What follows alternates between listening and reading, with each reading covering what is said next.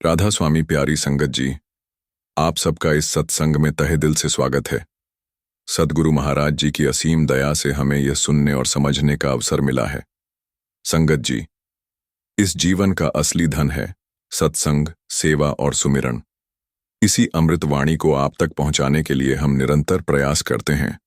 इसलिए आपसे विनम्र निवेदन है कि हमारे चैनल को सब्सक्राइब जरूर करें, ताकि गुरु की हर साखी, हर सत्संग की अनमोल शिक्षा सबसे पहले आप तक पहुंच सके। आइए अब प्रेम और श्रद्धा से हम इस पावन साखी की शुरुआत करते हैं। राधा स्वामी जी। एक नगर में एक सेठ था। वह बहुत धनवान था, लेकिन कभी किसी की मदद नहीं करता था। एक बार अकाल पड़ा, लोग भूखे मरने लगे। सेठ के गोदाम में अनाज भरा था, पर वह बोला, ये मेरी मेहनत की कमाई है, मैं क्यों दूं? उसी रात उसे सपना आया।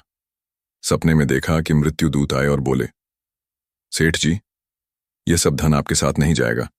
अगर थोड़ा हिस्सा भी गरीबों में बांटा होता तो यह आपका खजाना बनकर आपके साथ आता। अगली सुबह सेठ ने भगवान का हिस्सा निकालना शुरू किया और लोगों में अनाज बांटने लगा। संगत जी, यही कारण है कि कमाई में से हिस्सा निकालना हमें केवल दूसरों की नहीं, बल्कि अपनी आत्मा की भी रक्षा करता है। एक गरीब मजदूर था। रोज मेहनत करके 4 रोटियां कमाता। उसने नियम बना लिया कि हर दिन की कमाई में से एक रोटी गुरुद्वारे में चढ़ाएगा। लोग मजाक उड़ाते, तेरे पास खुद खाने को नहीं है, तू भगवान को क्यों दे रहा है? मगर समय बीता। एक दिन उस मजदूर पर बड़ा संकट आया। वह बीमार हो गया और काम करने लायक न रहा। संगत जी, आश्चर्य की बात यह हुई कि उसी समय किसी ने उसकी सेवा शुरू कर दी। गुरुद्वारे से रोज उसके लिए रोटियां आने लगीं। यह वही भगवान का हिस्सा था जो उसके संकट के समय काम आया। एक राजा अपने गुरु के पास गया और बोला, गुरुदेव, मेरे पास बहुत धन है, पर शांति नहीं है। गुरु ने कहा, राजन, अपनी कमाई का 10वां हिस्सा सेवा में लगाओ। देखो कैसे तुम्हारे भीतर का बोझ हल्का होगा। राजा ने आदेश दिया कि राज्य की कमाई का कुछ हिस्सा गरीबों, विद्वानों और सत्संग में लगेगा।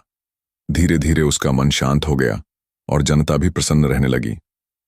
संगत जी, सेवा में लगाया हुआ हिस्सा हमें संतोष और शांति देता है। संत महात्मा बार बार कहते हैं कि यह संसार अस्थाई है।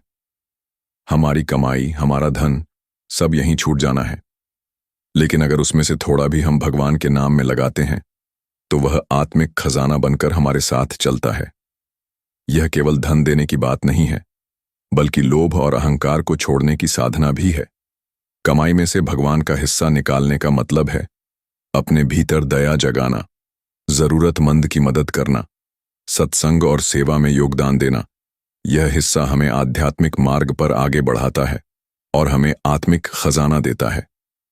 प्यारी संगत जी, यही साखी हमें यह शिक्षा देती है कि कमाई का हिस्सा भगवान को देना कोई नुकसान नहीं है, बल्कि यह सबसे बड़ा लाभ है।